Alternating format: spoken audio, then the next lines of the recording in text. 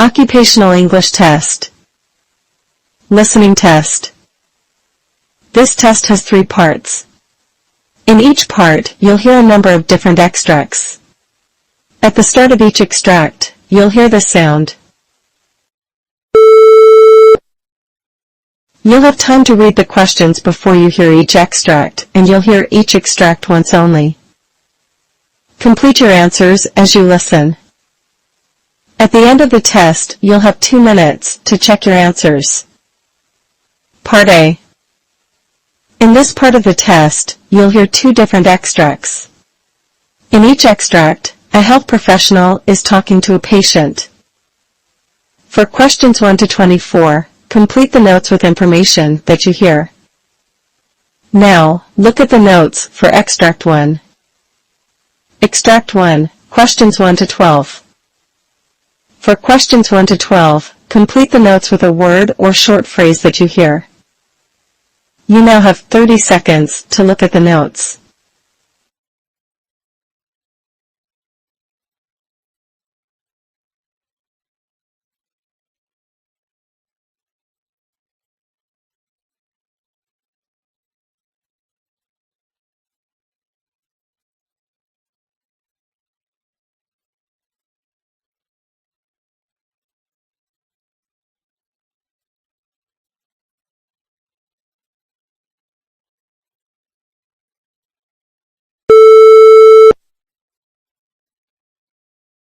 Doctor, I've been dealing with this persistent cough for a while now, and it's getting worse.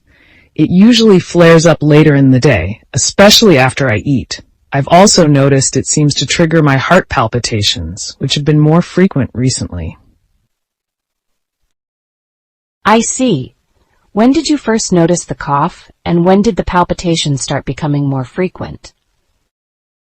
The cough has been a problem on and off for a few years, but it's become much more bothersome in the past few months. The palpitations have been occurring since around 2008, but they've really picked up in the last few months as well. Have you noticed any specific foods or activities that make your cough or palpitations worse? And you mentioned that these symptoms tend to worsen after eating. Could you tell me more about your diet? I can't pinpoint any specific foods that make it worse, though I've tried cutting down on acidic foods and caffeine. I switched from coffee to tea, thinking maybe caffeine was the issue, but it hasn't made much difference. It's frustrating because the palpitations sometimes feel more intense right after the coughing spells. That must be quite uncomfortable for you. Have you used any medications for these symptoms recently or in the past? I was on a medication for acid reflux a while back, but it actually made my cough worse, so I stopped taking it. I haven't taken anything for the reflux or the cough since then. I'm really trying to avoid medications if possible. I just want to understand what's causing this. Understood. It's good that you're monitoring your symptoms closely. Regarding the investigations you've had, you mentioned a series of tests were conducted. Could you elaborate on those? Sure, I've had a full run of tests, a stress test, thyroid levels, cholesterol, and pulmonary functions, all normal. They even checked my sinuses to rule out issues there. Most recently, my doctor suggested a Holter monitor to check on these palpitations more closely, and there's talk of maybe doing an echocardiogram. That's comprehensive. It helps to rule out many potential issues. Have you had any recent changes in your lifestyle or stress levels that might be contributing to these symptoms? Not particularly. I've been trying to stay active and manage stress through regular walks and downtime, but it's stressful not knowing what's causing these symptoms, which might be making them worse. I understand that can be very distressing. Based on everything you've shared, it's clear your symptoms are impacting your daily life significantly. Let's look at the data we have and discuss the next steps. Your vital signs are stable, which is good. Your blood pressure is a bit on the higher side, but nothing alarming. Your heart rate and other vitals are within normal limits. Your laboratory tests, including complete blood count, kidney and liver function, and thyroid levels, are all normal. This is reassuring and helps us focus on other potential causes of your symptoms. The imaging tests, including the chest and sinus x-rays, didn't show any acute disease, which is good. The EKG confirmed a normal rhythm without signs of ischemia or arrhythmia during your visit. These results help us rule out many cardiac and pulmonary conditions. Considering your history and the recent increase in symptoms, the next logical steps are to proceed with the 24-hour Holter monitor to assess any arrhythmic events that correlate with your symptoms. The echocardiogram will provide us with a detailed view of your heart's structure and function, which is crucial given your palpitations. Additionally, I recommend an upper gastrointestinal examination. Given your history of acid reflux and its temporal relation to your cough, assessing for conditions like gastroesophageal reflux disease (GERD) or hiatal hernia could be informative. In the meantime, continue to monitor your symptoms and keep a detailed diary of your cough and palpitations, noting when they occur, their severity, and any potential triggers. This information will be invaluable for our next consultation. We'll review all these findings at your follow-up visit. Based on those results, we can adjust our approach, potentially exploring further diagnostic tests or treatments. It's important to address both the symptoms and the underlying causes to improve your quality of life. Thank you, doctor. It helps to have a plan and to know that we're looking into all possible causes. I'll start the symptom diary today and continue monitoring how things evolve. That sounds great. We'll reconvene after the initial tests and decide on the next steps. It's important to me that we find the cause of your symptoms and address it appropriately. If you have any concerns in the meantime, please don't hesitate to contact my office.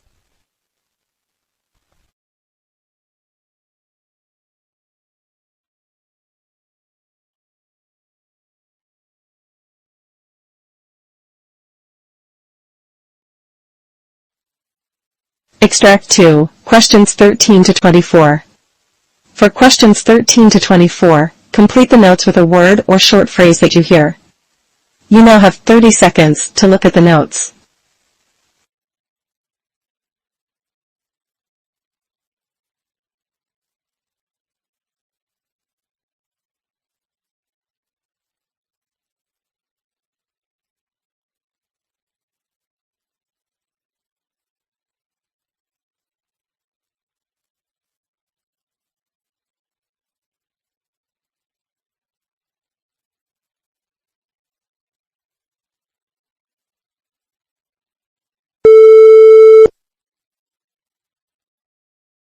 Doctor, I've been struggling a lot with my knees lately.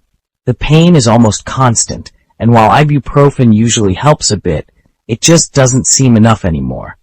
It's tough, especially during my night shifts. I've been trying to manage with just over-the-counter pain meds for years now, but it's getting worse. I had my knees x-rayed a while back, and they told me it was osteoarthritis.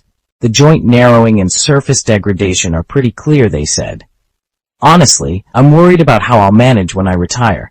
I want to be active, go fishing, and enjoy my time, but this pain is a real barrier. I see, and it sounds like you've been quite proactive in managing your symptoms so far. How have you found the ibuprofen in terms of managing your pain on a scale of 1 to 10? Before I take ibuprofen, my pain is usually around an 8, but the pills bring it down to about a 6. It helps, but as I said, it's not enough. The pain never really goes away, it just becomes slightly more bearable. I try to stay active, because I've read that it helps, but it's a challenge. That's understandable, and staying active is generally beneficial, but it's also important to not overdo it. How about your other medications? I noticed there are some changes and some confusion, particularly with your metoprolol. How's that going? Right, about that, I was supposed to take it twice daily, but I've only been taking it once. It's a bit hard to keep up, especially with my night shifts. It throws my whole schedule off. Okay, that's good to know. It's crucial we adjust that to ensure your blood pressure is well managed. You mentioned retiring soon. How do you feel about that, especially with your health concerns? I'm looking forward to it, honestly. I love fishing and just being outdoors. But with my knees and my overall health, I'm not sure how much I'll actually get to enjoy it. There's also my diabetes and heart condition to think about. My last A1C was 6.6, which I guess is good, but it's a lot to manage. It sounds like you have a lot on your plate. Let's take a look at your recent labs and see what we can optimize. Your blood pressure has shown a gradual increase, currently at 143/70 mm/Hg. Your weight has also increased. Currently, you are at 250 pounds, which classifies you as obese. Both of these factors contribute significantly to the stress on your joints and your overall health. Yes, I've been trying to watch my diet, more vegetables and less salt, but sometimes I indulge in fried foods and red meat. It's hard to always stick to the diet. It's okay to indulge occasionally, but moderation is key, especially with your history. Looking at your cholesterol levels, your total cholesterol is at 190 milligrams per deciliter, with an LDL of 110 milligrams per deciliter and HDL at 40 milligrams. Your liver and kidney functions are stable for now, but your creatinine is at 1.4 milligrams per deciliter and EGFR at 59, which indicates mild renal impairment. Your inflammatory markers like CRP are elevated at 8 milligrams per milliliter, which isn't surprising given your osteoarthritis. Does that mean my arthritis is getting worse? It could indicate more active inflammation. Also, your vitamin D is slightly low at 20 nanograms per milliliter, which is important for bone health. Your TSH and free T4 levels are normal, so your thyroid is functioning well. Your bone density scan shows osteopenia at the hip joint, which means your bones are weaker than normal, but not to the extent of osteoporosis yet. So, what do we do from here? I really need some relief. Given your ongoing pain and the results of your investigations, I would suggest optimizing your pain management by potentially starting you on tramadol. This should help manage your pain better than ibuprofen alone. We will renew your current medications, including properly adjusting your metoprolol to twice daily as prescribed. It's also vital to continue monitoring your chronic conditions closely. Let's plan a follow-up in 6 months to reevaluate your treatment regimen and see how you're doing. In the meantime, we can look into some physical therapy options to help manage your arthritis better and discuss any other supportive measures you might need. Thank you, doctor. I appreciate your help. Hopefully, this new plan can make a difference.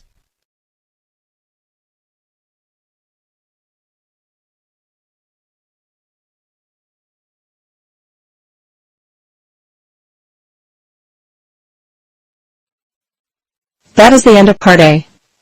Now look at Part B. Part B. In this part of the test, you'll hear 6 different extracts. In each extract, you'll hear people talking in a different healthcare setting. For questions 25 to 30, choose the answer A, B, or C, which fits best according to what you hear. You'll have time to read each question before you listen. Complete your answers as you listen. Now look at question 25.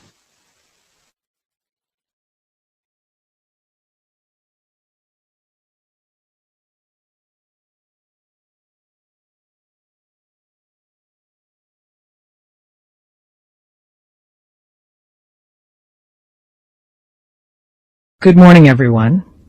Today, we delve into the challenges faced by elderly individuals with mental illness, a pressing issue as our population ages. This demographic is prone to a spectrum of mental health issues, which often coexist with physical health problems. That's correct. A significant challenge is the dual stigma associated with aging and mental illness. This stigma can lead to social isolation, which exacerbates symptoms and severely impacts the quality of life. Elderly patients often suffer in silence, reluctant to seek help due to societal prejudices. Indeed, and diagnosing mental illness in the elderly is particularly complex. due to the overlap of symptoms with other age-related conditions such as dementia. It's crucial for healthcare professionals to differentiate between these to provide accurate diagnoses and appropriate care. Moreover, we must consider the pharmacological management challenges.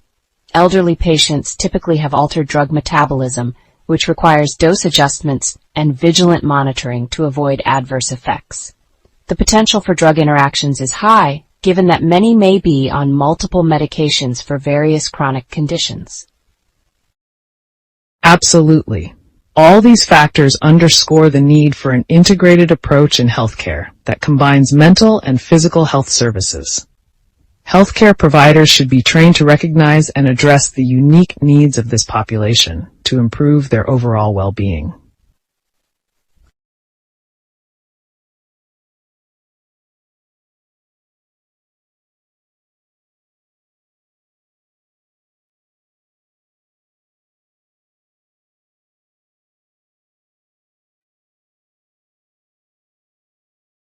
Now look at question 26.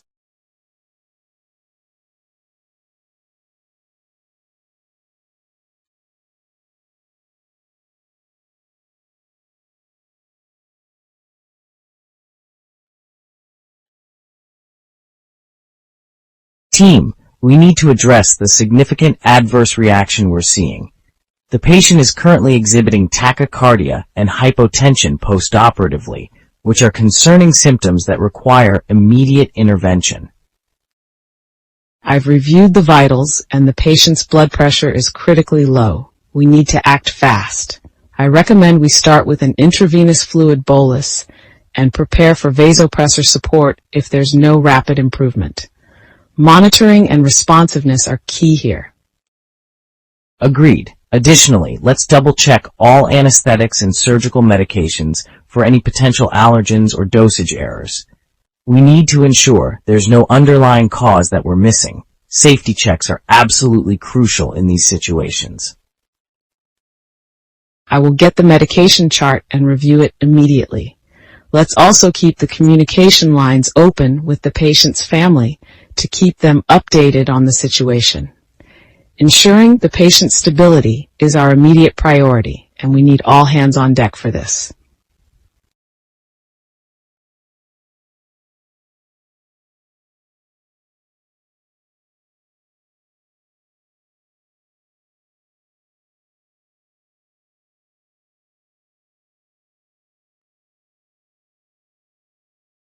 Now look at question 27.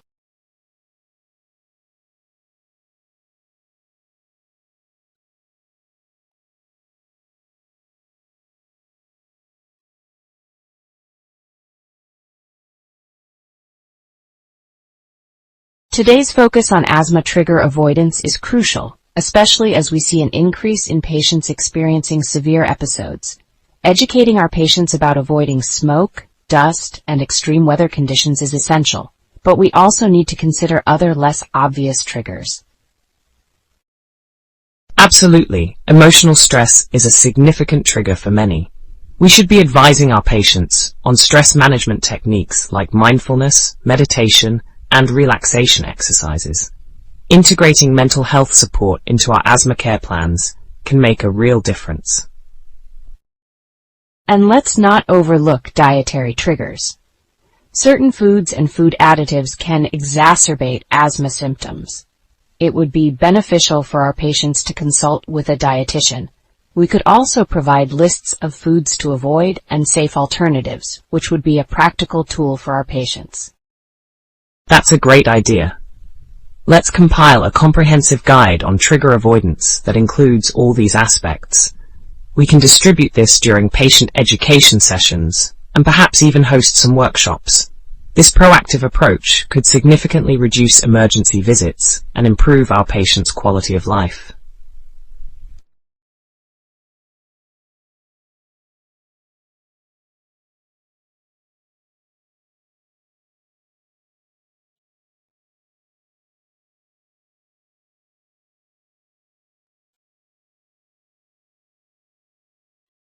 Now look at question 28.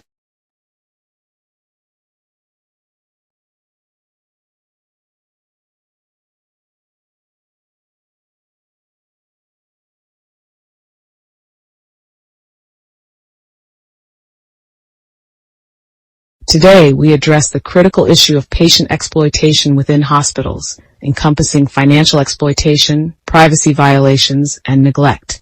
These are serious concerns that compromise patient safety and trust in healthcare institutions.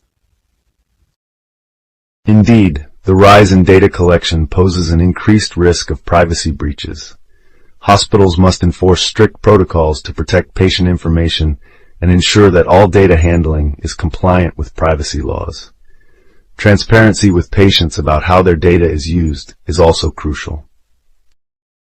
From a staffing perspective, ensuring that all medical and support staff are thoroughly trained and vetted is essential in preventing neglect and abuse. Regular training and audits can help maintain high standards of care and ethical conduct. Additionally, patient advocacy groups are vital in this equation. They provide oversight and a voice for patients who might feel powerless or intimidated. Creating strong channels for complaints and feedback that are genuinely taken into account can prevent many cases of exploitation.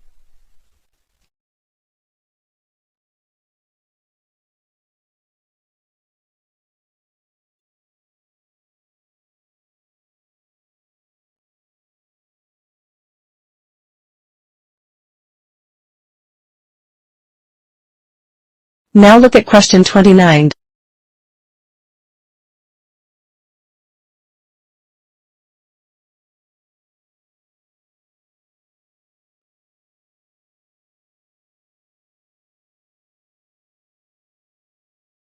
I understand that receiving a diagnosis of chronic hepatitis B can be very overwhelming, but it's important to know that with the right treatment and lifestyle changes, it is manageable. Your quality of life can still be very good. That's reassuring, but I'm worried about what kind of changes I'll need to make. And what about my family? How does this affect them? For starters, you'll need to avoid alcohol as it can further damage your liver. We'll also discuss antiviral therapies that can help control the virus. As for your family, it's crucial that they get tested and vaccinated to prevent transmission. This disease can spread through blood and bodily fluids, so precautions are necessary. I appreciate the clarity. How often should I come in for checkups, and what kind of monitoring will be involved? We'll start with liver function tests every 3 months to monitor how your liver is responding to the treatment. Depending on your response, we may adjust the frequency of visits. It's also important to maintain a healthy diet and regular exercise, which we can discuss in more detail during your visits.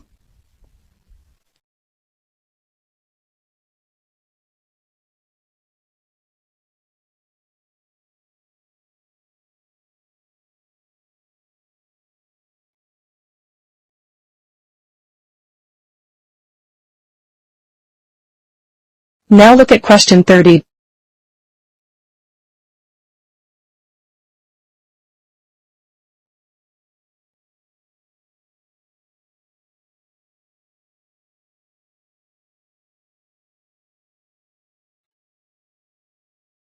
Vaccinating close contacts is a critical strategy, not only for protecting individuals directly, but also for reducing the overall spread of the virus within communities. This approach is particularly effective in containing outbreaks and minimizing transmission. I completely agree, and achieving herd immunity is crucial. However, we must also consider the challenges such as vaccine availability and public hesitancy. These factors can significantly hinder our efforts to vaccinate effectively. Indeed, but through comprehensive public education and transparent communication about the benefits and potential risks associated with vaccination, we can enhance public trust and improve vaccine uptake. It's about building a community-wide understanding of how vaccines work and their benefits, not just at an individual level, but for public health at large. Furthermore, prioritizing vaccine distribution to high-risk groups and close contacts can make the most of our limited vaccine supplies. This targeted approach not only protects the most vulnerable, but also maximizes the impact of our vaccination efforts. ensuring we curb the pandemic more effectively and efficiently.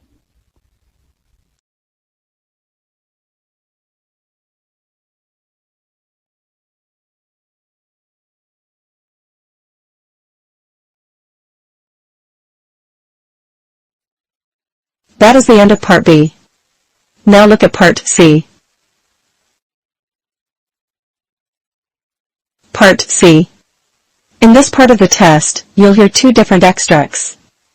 In each extract, you'll hear health professionals talking about aspects of their work.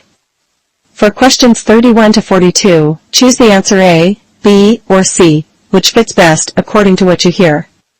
Complete your answers as you listen. Now look at Extract 1.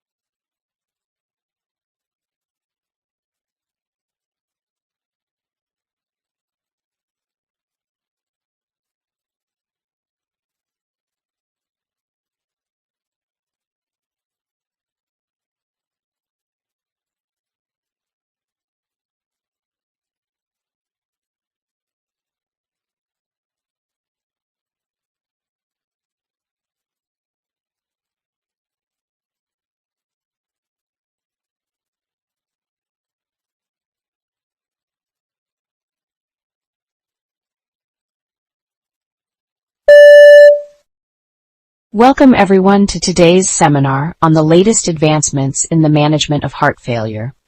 I'm Dr. Leslie Chang, and it's my pleasure to delve deep into the complex world of heart failure treatment, especially focusing on the integration of the newest ACC and AHA guidelines into our clinical practice.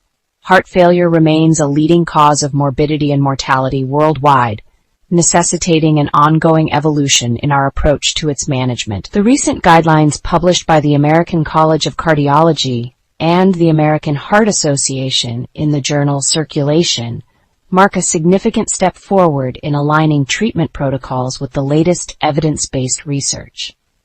Let's start by discussing the case of a 65-year-old male patient, Mr. Smith, who presented with worsening dyspnea and fatigue. He has a history of diabetes mellitus type 2 and was previously diagnosed with heart failure with reduced ejection fraction HFrEF. His initial ejection fraction was 35%, and he was on a regimen including an ACE inhibitor and a beta blocker. Despite adherence to this regimen, his symptoms have progressively worsened over the past few months. This case highlights the necessity of re-evaluating our treatment approach in light of new guidelines. One of the major updates in the 2021 guidelines is the stronger emphasis on the use of ARNI, angiotensin receptor neprilysin inhibitors, and SGLT2 inhibitors as part of the guideline-directed medical therapy, GDMT. Research has shown that ARNI, compared to ACE inhibitors, significantly reduces the risk of cardiovascular death and hospitalization for heart failure patients. This was demonstrated in the landmark PARADIGM-HF trial, which shifted the treatment paradigm by showing a 20% risk reduction in death from cardiovascular causes with ARNI compared to enalapril. In Mr. Smith's case, transitioning him from an ACE inhibitor to an ARNI could potentially improve his clinical outcomes. Furthermore, considering his diabetes, introducing an SGLT2 inhibitor might not only help manage his heart failure, but could also have beneficial effects on his glycemic control. The DAPA-HF and EMPEROR-Reduce trials have robustly demonstrated that SGLT2 inhibitors reduce heart failure hospitalizations and cardiovascular death in patients with HFrEF, regardless of the presence or absence of diabetes. Another pivotal update from the new guidelines is the classification and treatment adjustments based on ejection fraction. Previously, the focus was predominantly on HF or EF. But now there is more detailed guidance on managing heart failure with mid-range ejection fraction, HFMREF, and heart failure with preserved ejection fraction, HFpEF. For patients like Mr. Smith, whose initial ejection fraction is in the lower range but could potentially improve with optimized treatment, it's crucial to monitor changes in ejection fraction over time. If his ejection fraction improves and enters the mid-range category, the treatment strategy may shift slightly, emphasizing continued use of GDMT, but adjusting the dosages and combinations of medications according to his current clinical status. Importantly, the guidelines also stress the role of individualized care. Each patient's comorbid conditions, socioeconomic status, and personal preferences should be considered when devising a treatment plan. For instance, cost and access to medication can be significant barriers. Thus, integrating discussions about generic options or pharmaceutical assistance programs can be crucial components of care. The integration of the new heart failure management guidelines into clinical practice provides us with a more structured and evidence-based approach to treating this complex disease. For Mr. Smith, applying these guidelines not only offers a chance for symptomatic relief, but also improves his overall prognosis by targeting the underlying pathophysiological mechanisms of heart failure with the most effective, modern therapeutic options available. As we continue to navigate these guidelines, let's prioritize continuous education and adaptation of our practices to ensure that all heart failure patients receive the most comprehensive and effective care possible. Thank you for your attention, and I look forward to our discussion and any questions you might have about these exciting developments in heart failure management.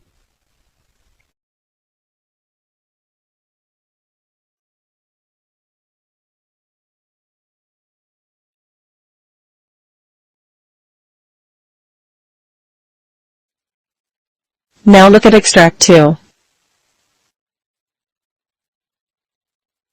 Extract 2, questions 37 to 42. You now have 90 seconds to read questions 37 to 42.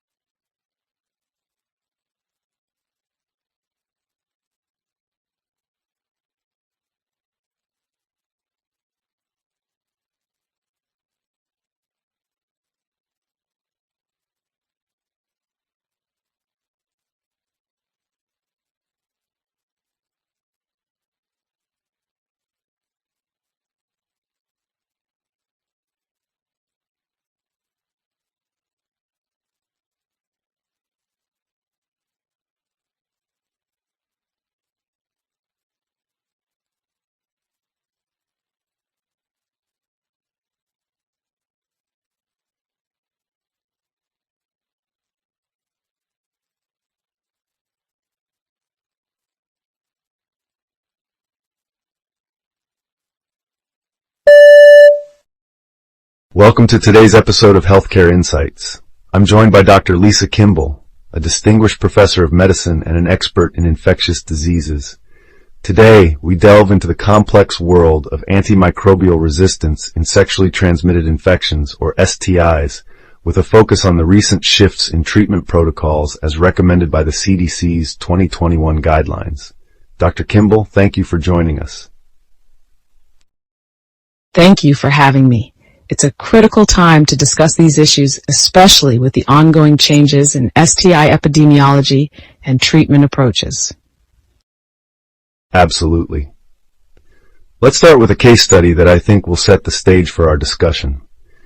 We recently treated a 29-year-old male patient, John, who presented with symptoms of urethritis. His case was complicated by the fact that initial treatments with standard antibiotics were unsuccessful. Further testing confirmed the presence of antibiotic-resistant Neisseria gonorrhoeae. Could you elaborate on how antibiotic resistance has become a major concern in STI treatment? Certainly. John's case isn't unique, unfortunately. Over the years, Neisseria gonorrhoeae, the bacterium responsible for gonorrhea, has developed resistance to multiple antibiotics. This includes penicillin, tetracycline, and fluoroquinolones. Recently, we're seeing worrying trends with resistance to the current first-line treatment, ceftriaxone. This situation forces us to rethink our approach and underscores the need for new treatment strategies. That leads us to the new CDC guidelines. Could you discuss the major updates and how they aim to address these challenges? The 2021 CDC guidelines have made significant revisions, particularly for the treatment of gonorrhea. The previous recommendation was dual therapy with ceftriaxone and azithromycin. However, due to rising concerns about antimicrobial resistance and in light of stewardship principles, the new guideline recommends a single increased dose of ceftriaxone. This change aims to simplify treatment, reduce the use of azithromycin, and hopefully slow the development of resistance. What about other STIs like chlamydia and syphilis? Are there updates concerning these infections as well? Yes, there are updates across the board. For chlamydia, the guidelines now prefer doxycycline over azithromycin, especially for rectal infections, where doxycycline shows better efficacy.